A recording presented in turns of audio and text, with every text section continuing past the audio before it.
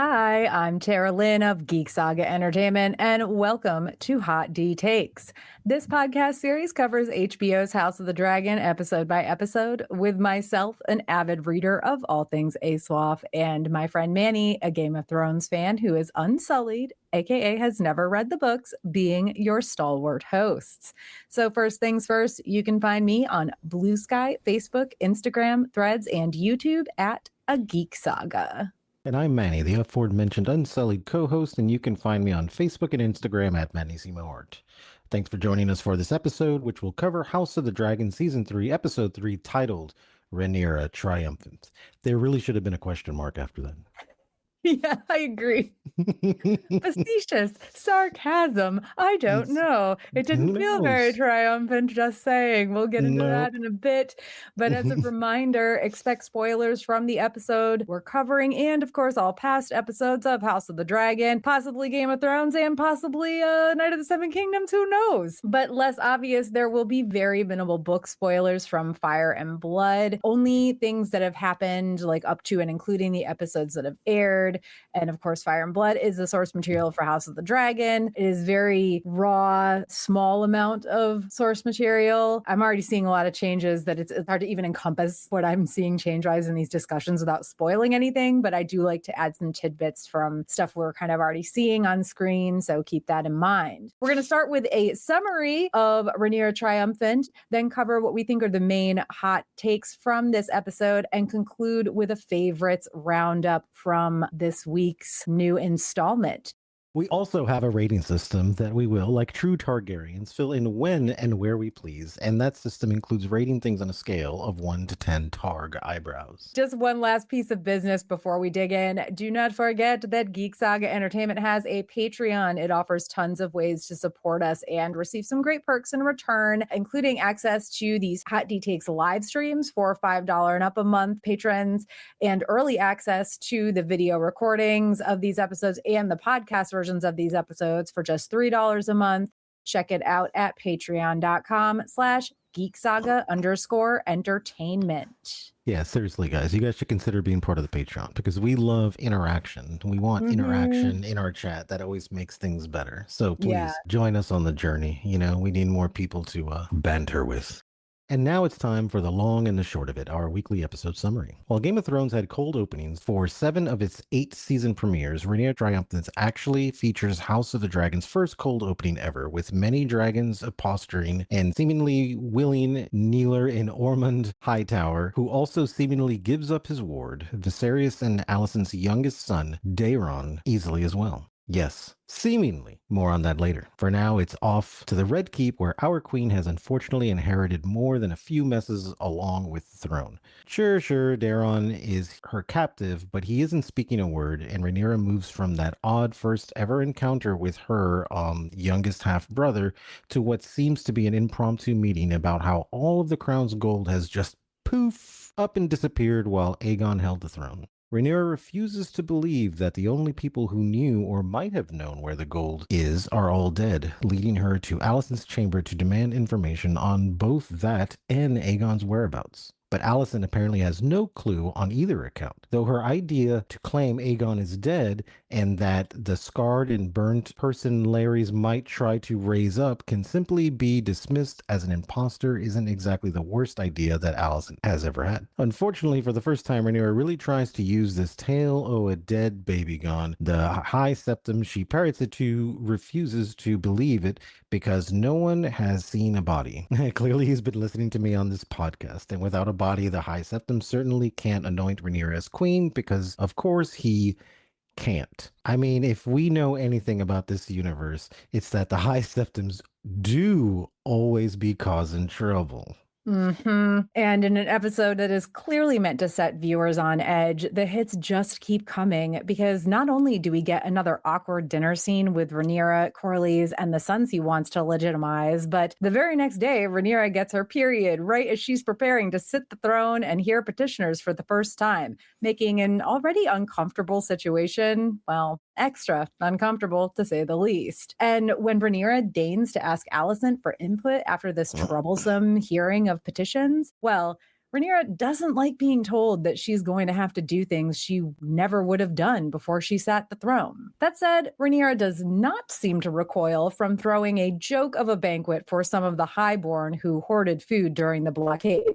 Not only japing about them backing the high towers in the first place, but then feeding them roasted body of rat for dinner, while the Goldcloaks use their absence to raid their storerooms to feed the small folk who have been starving. Queen of the people, am I right? Amen. But no sooner has Rhaenyra had this small moment of triumph than she is confronted by Corlys, who is pretty PO'd that she dubbed Adam of Hull and not Adam Valerian when knighting him. Rhaenyra tries to explain how she can't be raising bastards to noble names and titles while people are still questioning her own son's legitimacy, but Corlys is having none of these excuses, and so Rhaenyra adds yet another thing to a lengthening list of shit that might, nay, probably will, come back to bite her in the ass.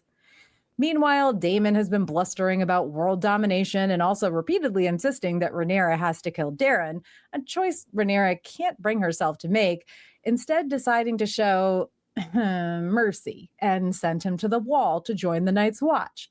Heck, she'll even let him see his mother for the first time in many, many years. Except, oopsie, Alicent arrives to greet her son, and that's decidedly not who this boy is, because Ormond is playing some other sort of game. He dressed up a merchant's son as the little prince, and no sooner has Rhaenyra uncovered this deception than a dragon keeper arrives to reveal that Ormond did not in fact march back to Old Town, but has instead taken Tumbleton and is holding its people hostage. What does Ormond hope to accomplish indeed? And while we're pondering about that, let's take a look at Maester Manny's predictions from last week. Hope you guys didn't bet money on this one. So the first one was that there would be the only really legitimate one, let's be real, was that there would be some weirdness because Alicent needs to answer for what she did, but Rhaenyra won't want to like make Alicent answer for that. And the people might want her to also answer, like might want Alicent and or the Hightowers to also answer for these things. And will this maybe put Rhaenyra's reign at risk? I don't want to say this is entirely wrong. Alicent is answering in a tiny bit of a way for what she did by being held prisoner when she expected to be able to escape. You know, her and Helena are still kind of like, you said we could go, you said we could leave. And Rhaenyra's like, well, none of this pleases me, but nope. So it's not as like dire necessarily as you were thinking. But I think that was less of a prediction that would happen necessarily just this. This is exactly what will happen in episode 3, but things that are kind of going to snowball and happen maybe throughout the season. So I do think that you weren't incorrect. And this is kind of a start to that situation. Now, the second one, honestly, Aemon will be at Harrenhal forever and we'll never see him again. Mostly because Manny doesn't ever want to see Harrenhal again. I never want to see Harrenhal again. Yes. This is what we talked about. Yes. Listen, we know that Aemon has to be, if not in Harrenhal, then somewhere very nearby because he was in dire straits with that injury last weekend. You know, maybe that should be my prediction for like next time. I think that, what's her name? The one who Alicent Rivers. No, yes, Freudian slip, Alicent Rivers. Alicent Rivers. Alicent Rivers is probably going to nurse Aemond back to health because she'll probably be like, oh, well, he can take this thing and then I can be here. I think that we have to believe that if Aemon isn't in Harrenhal proper, he certainly has not gone far because of that injury.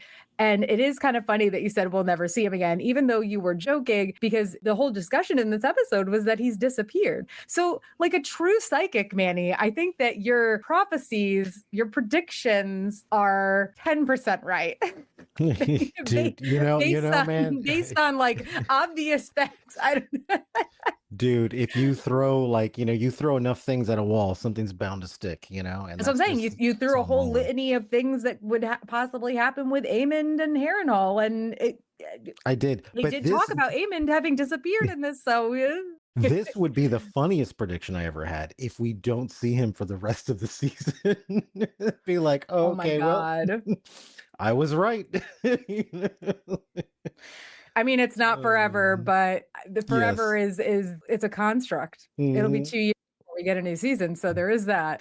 Hot take number 1. He or she who kills the prince gets the castle, aka Rhaenyra announces a reward that may or may not stick, but either way, for now, she's claiming that if someone slays Aemon, they can have Harrenhal. Okay, hear me out just real quick. This is Rhaenyra, right? This is our queen. I love her with all of my heart. I would follow her to the depths of hell. Okay? She apparently agrees with you that Harrenhal is worthless anyway. She has all the rest of the Riverlands. What does she need with Harrenhal? Yeah, like, but why offer that as a reward? Couldn't you just give me like a little trash can to live in or something, like, in Highgarden or someplace decent? You can go plant the trees at Highgarden. Okay, great. It's like that or Harrenhal. Dude, just send me to the north and then send me to the wall. Like, that'd be much better. At least there's more like colorful characters there. You can take Harrenhal. I don't know, man. I just thought that reward was, we can clearly see she's a little panicky at this point. There's a lot to deal with and stuff. And she's just like, oh, yeah, Harrenhal. Yeah, fuck it. Yeah, take it. Just whatever. Whoever kills Aemon can fucking have Harrenhal. Just fucking tear it down, build an amusement park. We'll have the dragons fly out there at night. They can do fireworks and shit. And we got a big fucking Westeros Mickey Mouse running around for all the kids and shit. Yeah, sure. Go ahead. It'd be more like, what's it called? Netherworld. Netherworld, exactly. For those of you who know nothing about Georgia or the Atlanta area, or very well known haunted, like not even houses, it's kind of like a little haunted theme park thing. Netherworld is a very big haunted. Yeah, it's super big. It's pretty cool. Thing. Yeah. But yeah, honestly, this is kind of a hilarious take on what to do with Harrenhal. I don't think that this pronouncement is going to hold up in the end, because Harrenhal, as much as probably you quite a bit more than me like to rag on it, Harrenhal is a very important seat. It is, even in its current state, the biggest and most important castle in the Riverlands. It holds some vast lands and what could be vast wealth for whoever has it as their seat. They won't be the Lord Paramount of the Riverlands or whatever, but they'll still be holding one of the richest and like most vast properties in Westeros. So that's why I don't really think this is going to hold up in the end, because it could literally be a peasant who I don't think it would be, but it could be technically a peasant who just finds Aemon down the road and kills him. But yeah, I think it might be fun to watch people run around trying to find and kill Aemon, because as we know, everyone wants Harrenhal for some godforsaken reason. And honestly, let's not forget that Alice Rivers was the last person to see Aemon alive at this point, and she does really want Harrenhal. That could be an interesting twist. Are you familiar with that meme with the lady who's like, "You are now my elite employees"? I've heard of it, yeah. Yes, that's what I thought about when I was like, that's the speech that whoever wins Harrenhal is going to get. I understand that Harrenhal is a castle in the same sense that Chipotle is food, okay? Both are true and untrue at the same time. Look, and nothing against the people who had it, because I liked them. I thought they were cool. And I love Alicent Rivers. She's great too. Like, I really like her. But bro, I don't know, man. You can write it off. Like, look, everyone tells me how great Chipotle is, but it's not. It's really garbage. You and I were literally just talking shit about Chipotle yesterday. Like, literally last night, we were looking for somewhere to go have dinner, like very close to home, because it was storming. Neither of us felt like cooking or anything. And there's a Chipotle like right around the corner, along with Wendy's, Arby's, and some other like some actual restaurants too. He was like, I don't understand why people like Chipotle. And I was like, I've had it twice in my entire life, and I'm pretty sure the last time I had it was like 10 or 11 years ago. Yeah, no, exactly. And that's how I feel about Harrenhal and Chipotle. Is it food or is it not food? Well, technically both is true. Harrenhal it's a castle, sure. Like Chipotle is a Mexican restaurant. Harrenhal is a Mexican. Exactly. It's like I mean, yeah, sure. I guess technically it is. Technically, Chipotle has a license to serve food, but is it food? I don't know. Hot take number 2. Insert timely brick and minifig / Mormon connection here. Because the faith is almost certainly invested in the High Towers, what with the Starry Sept being in their seat of Old Town. Wink, wink. Like we said in the summary, we're just going back to fucking High Septon's always causing trouble. Like, okay, fine, High Septon. No one has seen Aegon's body and all that, but wow, this dude is ballsy, just straight up refusing to anoint Rhaenyra at all, and also pretty much going off on her, being all anti-dragon. Honestly, in a way, you kind of have to tip your hat to this dude for having the balls to look Rhaenyra in the eye and tell her that dragons are created in darkness and pride and lust, for power, for impunity, that they destroy but do not create, and no good can come of them, blah, blah, blah. Because like the Targaryens think of themselves as dragons in a way too. I mean, some of them do think of themselves as dragons in like the literal sense. I don't think Rhaenyra is quite on that level. She was raised by our king Viserys, who believed that dragons are dangerous, etc. But the High Septon knows that Targaryens think of themselves as dragons in a way as well. So while he's talking about the literal dragons, the undertones, at least in my opinion, were of him also talking about the Targaryen family. Yes, I got that vibe too when they said that. But you know what? You know what's a really good thing here? It made me think of two scenes. Number one, from the original Game of Thrones, Marjorie. I love Marjorie, and I love the actress, you know, super. And then when she got killed, it pissed me off, right? And like with Cersei, Cersei is a very strange character for me because I both love and hate her at the same time. I get what she does and how she gets there, but that scene, man, when she's just sipping on the wine and all that green oil is everywhere and burning everything down, I was like, look, I'm not one to just kill innocent people, but in that situation, I'm like, bro, they humiliated your ass. Like, yeah, girl, get yours. So also, just the music in that scene. Yeah.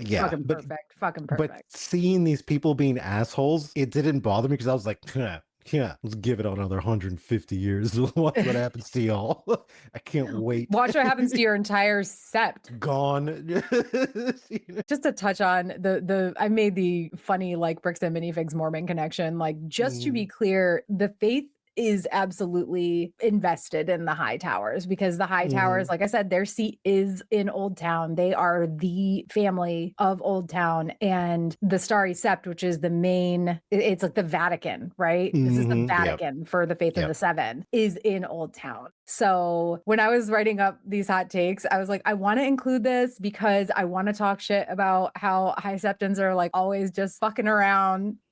And in this case, maybe not finding out, but eventually they will. See Game of Thrones. They do eventually. Season 7, was it? But I wanted to put that bricks and minifigs like Mormon connection here because it's like the High Septon, you guys, is the Mormon church, and bricks and minifigs is the High Tower. And also, if you do not know what we're talking about, you can listen to our June State of the Saga podcast episode. We talk about that quite a bit, or you can literally just Google bricks and minifigs drama and find like 1,800 other videos about it. So it's enjoy a fascinating story. Yeah, a fascinating story with the bricks and minifigs. Like, enjoy that very current reference.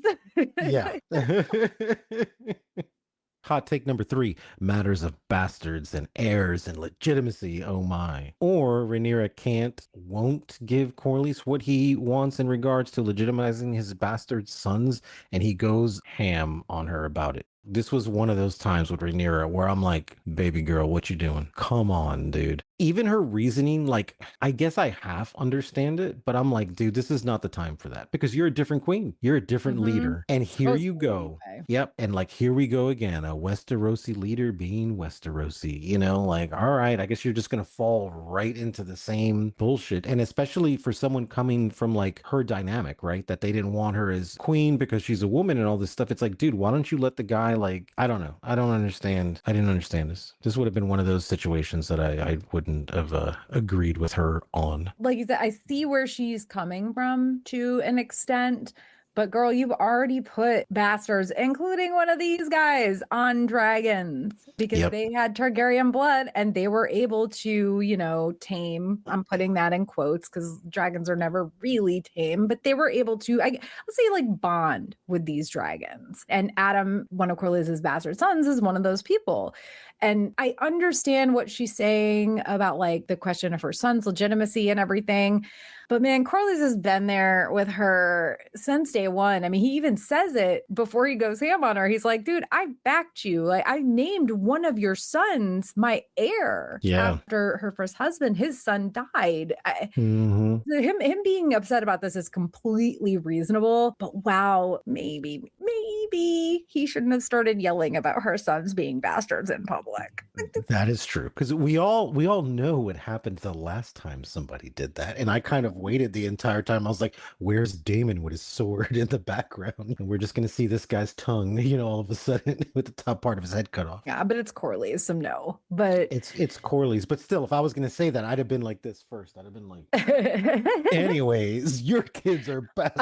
I think Corlys is just at this point in his life where he don't give a fuck about anything. And honestly, I respect that. But also in Rhaenyra's defense, also that she did not make, Corley's fucking treated him like a bastard the entire fucking time. Okay, and then all of a sudden wants to give him his fucking name. The guy's not innocent either. Okay, Yeah. The guy tried to wipe these kids like just, oh no, well they're just bastard kids and whatever. And now you want to give them their name because they helped you out in battle and all this kind of stuff. And then Rhaenyra's like, no, fuck that shit. You thought they were bastards. They're bastards. Yeah, I mean, maybe if he'd done this during Viserys's rule. Yeah, and I think that Viserys would have accepted it and been like, yes, they're absolutely like your kids. But again, like I don't want to like put all the blame on Rhaenyra on this either, even though that's not really the angle. You know, Corley's like, he was your bastard kid like 2 days ago. And now it's like, oh, you need to treat him like one of mine. It's like, bro, you were the deadbeat first before Rhaenyra was. Let's just keep that in mind here. I love Corley's, but you're not wrong about the timing either. And also, you know, Adam has been a dragon rider for a bit, and it really seems like even with Adam being a dragon rider, I don't think Corley's would have legitimized or even thought too much about legitimizing Adam had Alan not had his back so much in the Battle of the Gullet. Yep. Which is also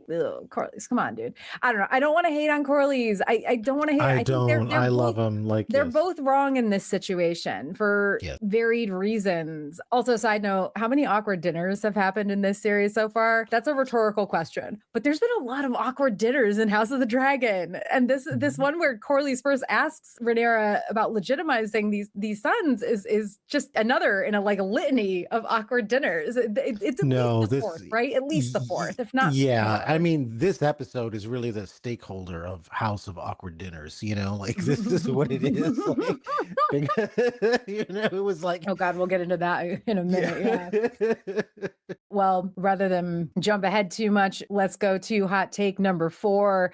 Rhaenyra gets her period because, of course, she does. Of course, she does. I don't know how much I really want to talk about this. I read some articles, read some Reddit posts, but I also I have my own opinion on it. I honestly don't know that it was really necessary for her to get her period right as she's about to sit and hear those petitions. It seemed that they wanted it to be a reason for why she seems extra uncomfortable during the petitions scene. And as somebody who has suffered from extremely long and painful periods most of my life, not to be TMI, but honestly, I get it. But also, did they really need her to be that much extra uncomfortable during that scene? Because aren't the chair and hearing these petitions that she mostly can't do anything about right now uncomfortable enough on their own? And I get them maybe trying to drive home the reality of ruling as a woman or whatever. And I did double check, and this episode was written and directed by women. So okay, because if it had been written and or directed by men, I honestly would be probably 500% more angry about this. And I'm not really angry about it. I'm just unsure. I'm really torn about this choice because, again, I don't think it was totally necessary. Sorry, not sorry. I just think that she could be uncomfortable and irritated enough, especially with everything that she was dealing with the whole first part of the episode, right? Even before she had to sit on that shitty ass chair, diseased ass chair, hearing these petitioners, come at her with things she can't really help right now because there's no fucking money, which we already knew about from earlier in the episode. I don't know. She could be uncomfortable and irritated enough without also having her period, including that she felt a bit ham-handed. Okay, again, some of the opinions I saw was they're trying to drive home the reality of ruling as a woman, but it's aren't we trying to stop that? Because isn't the whole thing about men being anti-women being in positions of power? They'll get their period and they'll just be like, nah, we can't handle it. Fuck you. You know how much shit I've handled when I've been literally practically doubled over with cramps, bleeding through tampons every 3 fucking hours, and I've been I deal with work trauma. I don't lose my temper at all. Fuck that. I don't know. Actually, the more I talk about it, the more annoyed I'm getting. So I guess my opinion is it was unnecessary and I hated it. I think it was unnecessary. And I think it fed into that stereotype of oh, well, she's got her period. So, she's not going to be able to rule right. Or maybe she's going to be upset about something. And I just assumed from that scene alone that it was written and directed by men. So the fact that it was directed by women kind of actually surprises me. I think it was okay to have that if they would have done something more with that. But they really didn't. It was just oh shit, I'm bleeding. I thought that honestly it could have just ended right there. because it's like, yeah, those are things that honestly, just in my shit, like that's shit I didn't think about. Oh yeah, well of course. I mean, Rhaenyra is a woman. I don't even see her as a woman. I see her as a godlike being who just roams the earth. So do they have their period? But yeah, it was a bit hammy, and I don't fully understand the purpose of it being there. As a femme person, when I first saw it, I immediately was like, I hate this. And then I read some things, saw that it was written the episode was written and directed by women. I felt a little bit better about it. But now that, like I said, now that I'm talking about it, now I'm mad about it again. And that's all I'm going to say about that. Anyway, let's move on. Hot take number 5, let them eat rats. Or Rhaenyra feeds some not so loyal nobles the delicacies that small folk have been dining on. I love this scene. Yes, this is just classic good writing right here. And I was sitting there and I was watching it with Jen, and I saw all the people coming up to serve them things, and I said, okay, because I didn't know that Jen had actually watched Game of Thrones, like the original one. So she's like, oh, maybe this is what's gonna happen, like that wedding that happened or whatever. And I'm like, you know what? Yeah, I kind of look, and as the people are walking in, I'm like, look at that. There's one person for each of these people sitting down. So something's going to happen. You know, they're just going to start slitting throats, right? But again, to the writers and the great fucking writing, that's what I thought was going to happen. But instead, something more impactful happened, where it wasn't just, oh, okay, it's just going to be a massacre. It wasn't. It was just, oh, here are your rats. Here's your Chipotle. Enjoy it. And we're going to steal all your gold. That was great sense of justice. Well, they're not stealing gold. They're stealing food, just to be clear. Actually, no, let's rephrase. They're not stealing anything. They're just food, not gold. Yep. They probably could and should also take gold. I did look it up because I did reread the portions of Fire and Blood that deal, like each week I read a little more because I'm like not sure what they're going to cover in this season. But I also double checked, like I looked it up on wikis and stuff. This is something that was created for the show. So you're right about giving props to the writers. And I was fairly certain it was, because like even before the reread, I that's something that would have stuck out in my mind, right? Like there's a lot of shit talking about the shit Daemon does and stuff in Fire and Blood, but not so much that Rhaenyra does stuff. This is a Daemon thing, honestly. And the funny part about it was that I think it's Masarius is like, what would your father do? And Rhaenyra says, throw a banquet. And I'm like, I don't know that Viserys would have fed his guests rats, but I still love it. I loved her attitude in this whole scene, like making jokes about their loyalty or lack of it. Like you said, that she tricked them into being away from their homes by giving them this like banquet, so to say, so that she could take back the food that they'd hoarded, plus taking that Red Keep rat population that was a constant theme in this episode down a few ticks by killing and cooking them for this little party. Like 2 rats, or many rats, but 2 rats with 1 stone, if you will.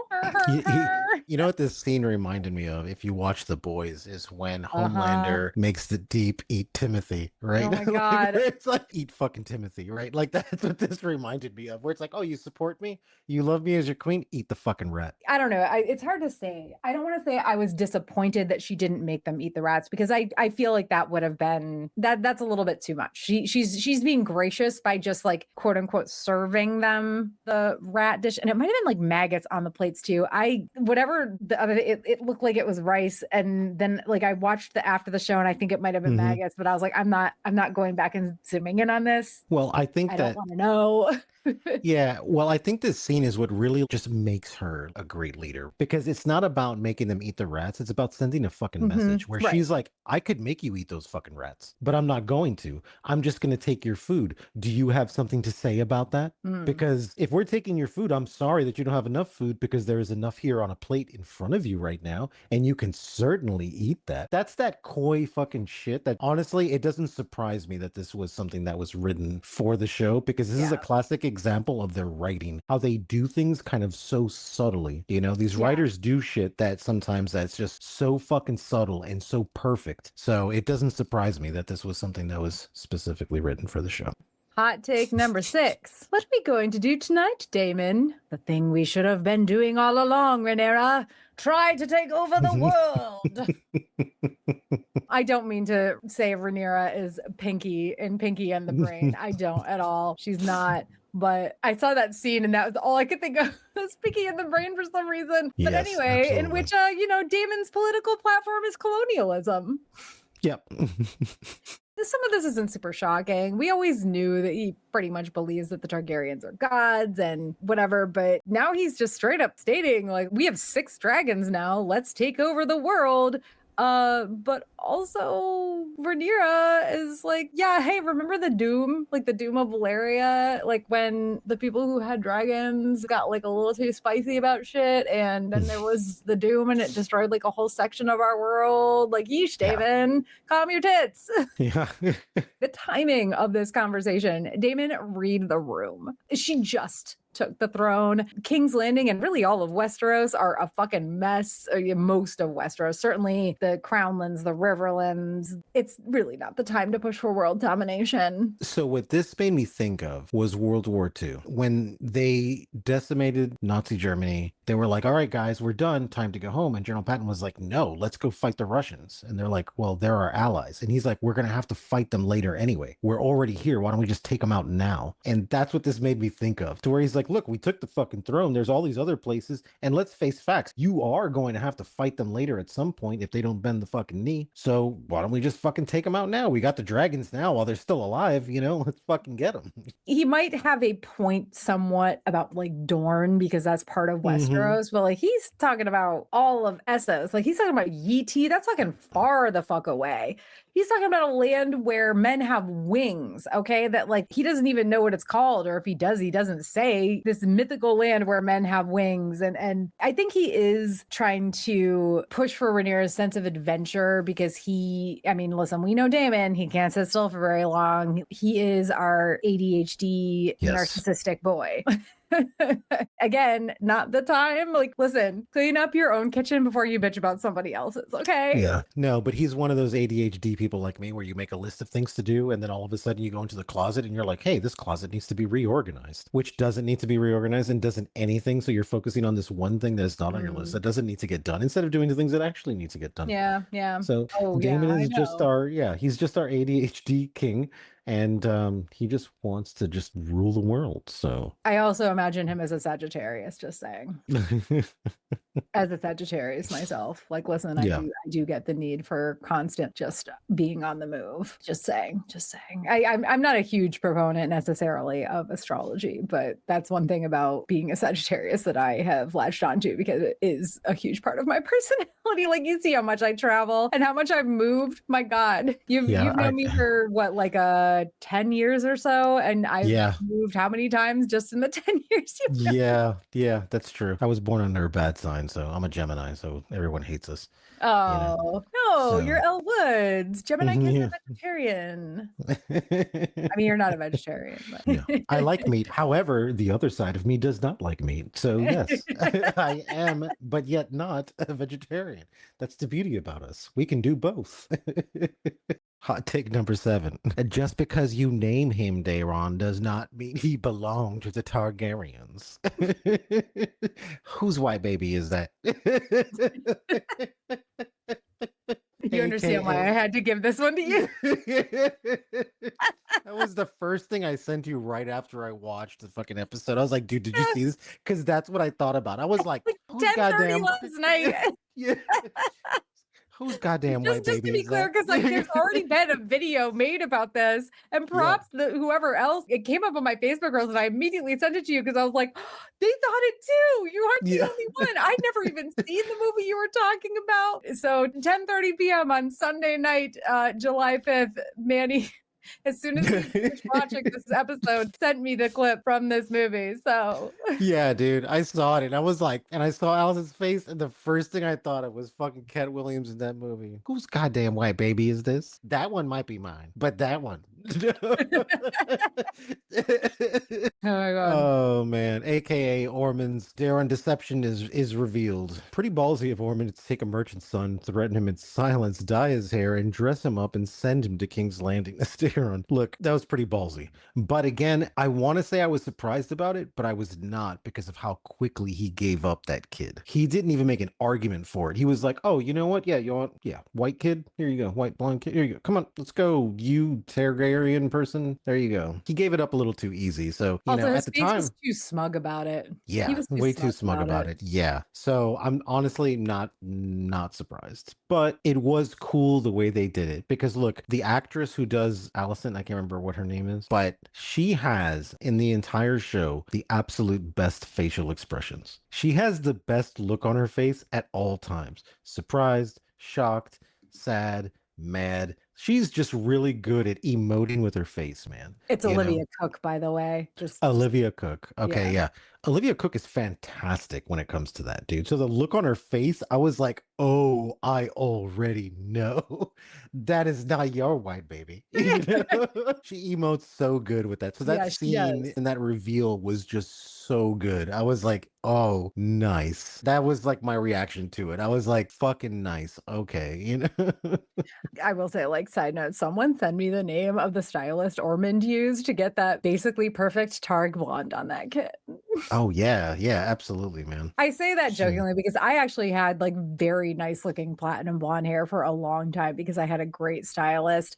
But as I've aged, it just got to the point where like I couldn't keep up with that. I was never bleaching my hair ever. I just had a very good stylist who used the right dye and the right toner, and I used the right shampoo, et cetera, et cetera. But nice. honestly, like, really, I was like, send me the name of the stylist. Let's go back platinum again. White blonde Tara, circa, I think the last time I was white blonde was like 2020. So, but like also to note, the Hightowers are at this point one, if not the strongest and richest houses outside of the Targaryens. And as we saw Hmm. in the cold opening, Ormond has a pretty fucking big army. So Yeah. that and his smug face and how quickly he just was like, oh, okay, yeah, I'll bend the knee. It just none of it sounded legit either. Like Yeah. it all Yeah. sounded just kind of smarmy. And him giving up Darren is like, oh, you want him? Okay. It was a little too quick, like, hey, you Mhm. gave that up pretty damn quickly. And yes, the fact that he had such a big army and really could have put up a fight at that point. Okay. But I didn't think about it at the time until afterwards. It all made sense afterwards. I was at first in the realm of like, oh shit, is this one of those major changes that George R. R. Martin was complaining about? Because that's the thing. Every time they make a major change from what happened in Fire and Blood, I'm like, well, maybe this is just one of the things Martin didn't like. But then as soon as the kid wouldn't even talk to Rhaenyra, I was like, nah, there's something up here. And I just kept thinking back to Ormond's like smarmy, like little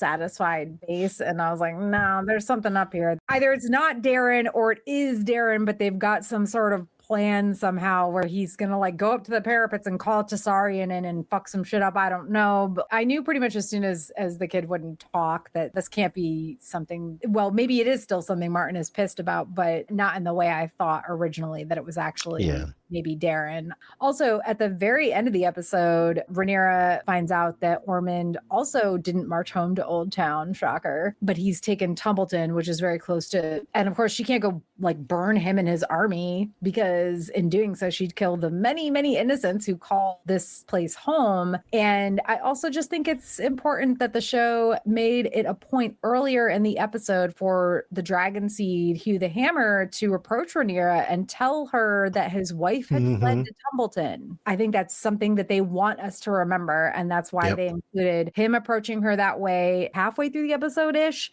And then at the very end, we find out that Ormond has taken Tumbleton. So all I'm going to say about that, I do also want to point out that if I'm remembering things correctly, I think the show is seriously fiddling with some timelines here in terms of battles. I'm pretty sure that if I'm right about this, it might be to keep certain characters on screen longer than they would have been on screen otherwise. I suppose only time will tell. And again, that's all I'm going to say about that. Like, I don't want to spoil anything, but there's this part of me that's like, what the fuck is happening here? How is Ormond in Tumbleton right now? Right now of all times. I don't know. But I have a feeling it's to keep certain characters on screen longer. Yeah. That said, because otherwise I'm gonna like I might slip and say something I shouldn't say. I think it's time for our favorites roundup.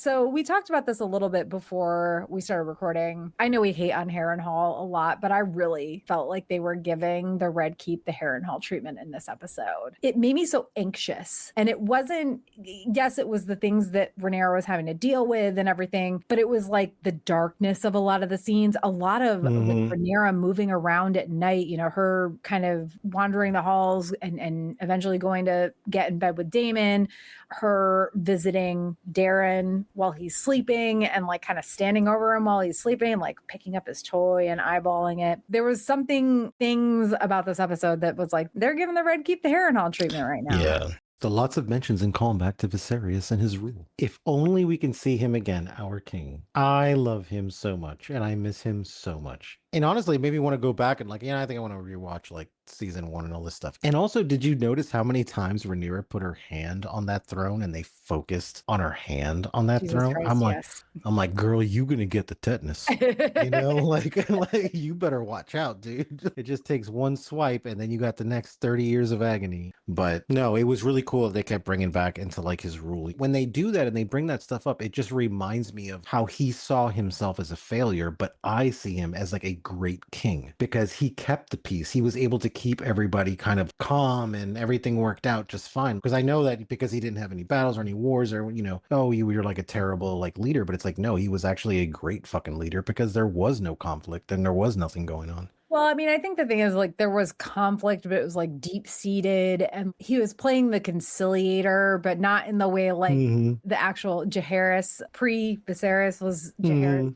It wasn't quite to that extent because he gave a lot of leeway to a lot of people that he shouldn't have is kind of like the point. And that's why people are like, he wasn't a great ruler or whatever. But I don't know, listen, like you said, we fucking love him. I do want to say this is jumping ahead a little bit in my favorite stuff, but because there's a point I want to make about Viserys and I do think Alicent was great in this episode. You've already mentioned Olivia Cook and her facial expressions and how great she is at just a look reveals so much. Fantastic. But she also made some great points, gave some pretty good advice, at least as it can apply to their current situation. And listen, as much as we love Viserys, our king, when Rhaenyra sort of reminded Alicent that Viserys remained himself while he ruled, Alicent's response that Viserys lived in a world of his own construction that she and Rhaenyra never really set foot in. I mean, totally legit. And it also brings to mind his King's Landing dollhouse. Yeah, that's what I thought of. Yep. He lived in a world of his own construction. Yeah. Speaking of playing Warhammer 40K the whole time he was a king. Like, sorry, but he was. Like, as much as we love him, that's really what was happening. Exactly. Speaking of bricks and minifigs, you know, he was just in there making his own. Yeah, no, exactly. But it was really cool that she had said that to kind of remind that, like, you're Viserys's kids, but I'm Viserys's wife. And that is a very different dynamic. So it's like, yes, there's things that you don't know because, you know, I was there the entire time for those things. God, she was so good in this episode. She was really great. She really was. I mean, not that really was great. That Olivia Cook hasn't been great in previous episodes, but of course.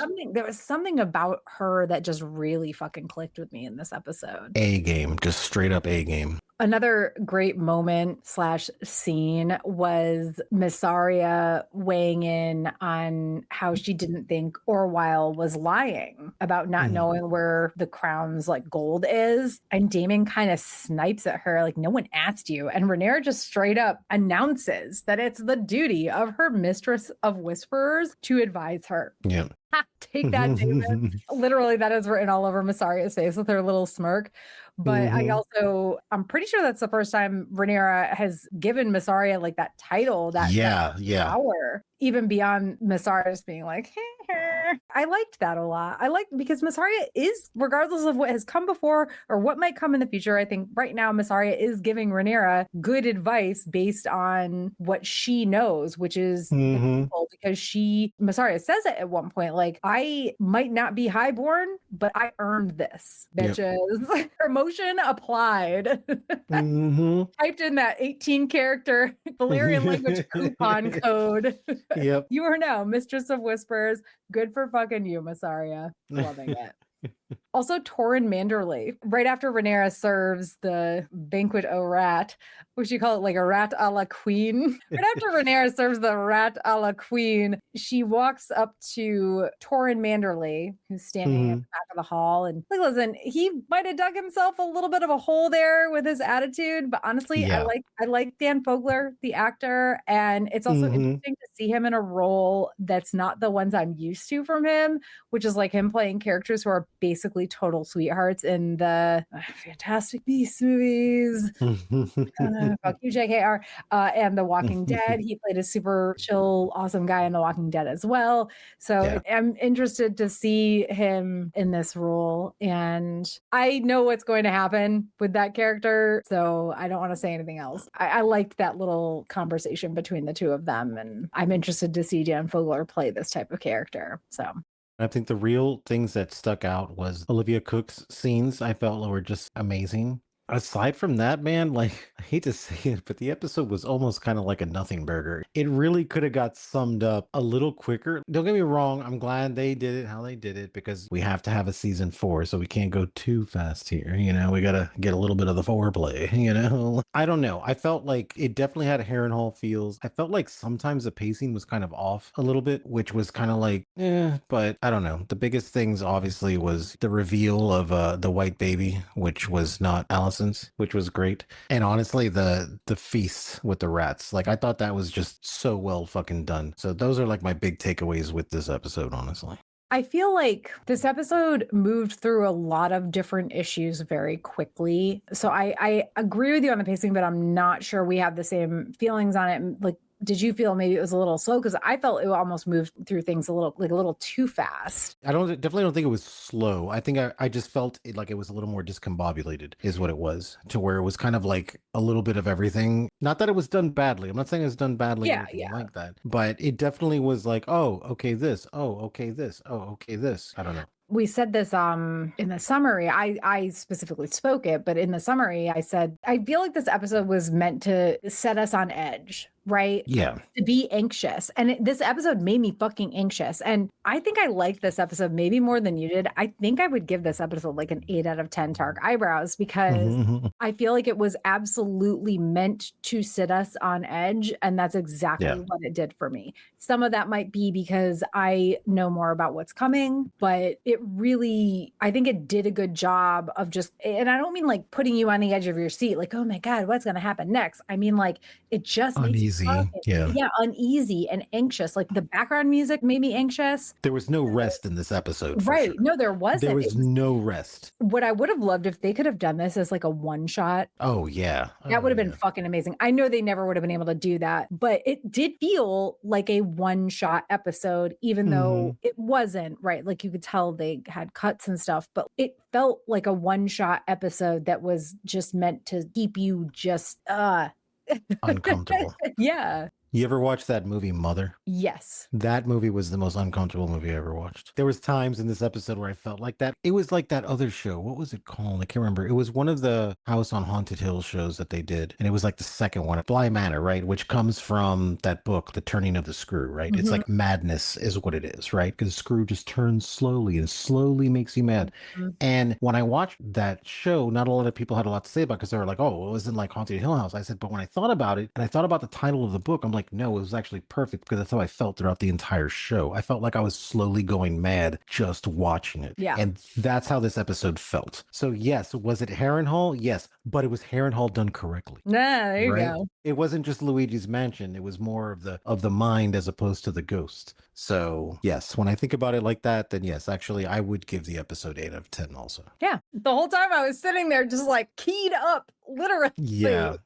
The more I think about it, and we've been talking about it, I've been kind of like, you know what though? No, it's kind of right. And when I think about that slow steps to like madness and like uncomfortableness and anxiety and stuff, I'm like, no, actually, this episode was actually written extremely fucking well, actually, because they wrote it to do exactly what it did when I was watching it and just didn't realize it. You know, it put me in a state of anxiousness, and it was good. It was good. Well, and I think that's why they had the cold opening with Daemon confronting Ormond, and then the credits credits, the rest of it is basically from Rhaenyra's perspective. So they, for the first time ever in House of the Dragon history, as far as I can remember, and also like I went back and double checked and I couldn't find another cold opening, but I also didn't like rewatch the beginning of every single episode. But also like I'm 99.9% sure that I'm correct in this, that this was the first cold opening. So they had that one scene with Daemon and Ormond that they needed to have to set up the whole Darren thing, because that wasn't something they could just schlub off, right? We needed to know how Darren came to King's Landing, because as far as we know, he was with Ormond, right? And Darren. Yeah. Daron.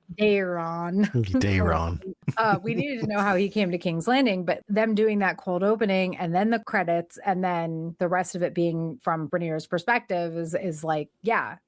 I don't know. I liked the episode when I saw it last night a lot. I honestly wasn't really expecting much, and I think I got more than I was expecting, which is why I would say it's like an 8 out of 10. See, and the thing is that I didn't until now that we've been talking about it. As we've been kind of unpacking it, I've been like, wait a minute. Not that I didn't like the episode and not that I thought it was too much exposition or anything like that. I just felt it was a little discombobulated. I'm like, whatever, but kind of seeing, I guess I didn't really miss what its intentions were. And it was to kind of build that, that uncertainty and that uneasiness. Yeah, I think it was supposed to be discombobulating. Yeah. So thinking about it, I'm like, no, that's actually really good. I feel so far, we're 3 episodes in right now, and I'm feeling hopeful because we only saw Harrenhal once for a little bit, and that was it. So now the question is are we going to see King's Landing in this capacity for the next 4 episodes and then give us a big nothing burger at the end? Or like, what are they going to do? Because if they do that, dude, then me and the writers are fist fighting, because it's like, okay, you heard me say that I didn't want Harrenhal, but here you are doing your same shit again, but now you're doing it in fucking King's Landing. Like I done told you not to do this. So here I am at your door. Now we're going to fight. Well, I mean, on that note, what are Maester Manny's predictions for episode 4? I feel like our predictions for episode 4 is this. I feel like we will get some kind, I'm not going to say resolution, but we're going to get some kind of whatever is happening with Aemond. It's already been an episode. We don't know what's going on. We don't know anything. They got to like pull us back in at this point. I feel like the next episode is going to be different from this one. This one was literally like a, I don't know, like a shake her up real quick. Like, okay, it started, whatever. And then now we're going to... And I really feel like we're going to figure out what's going on with Aemond. Maybe we'll get some Alice Rivers in there also. We're going to get something from that. The other prediction is Rhaenyra fucking attacks, what is the place? Tumbleton.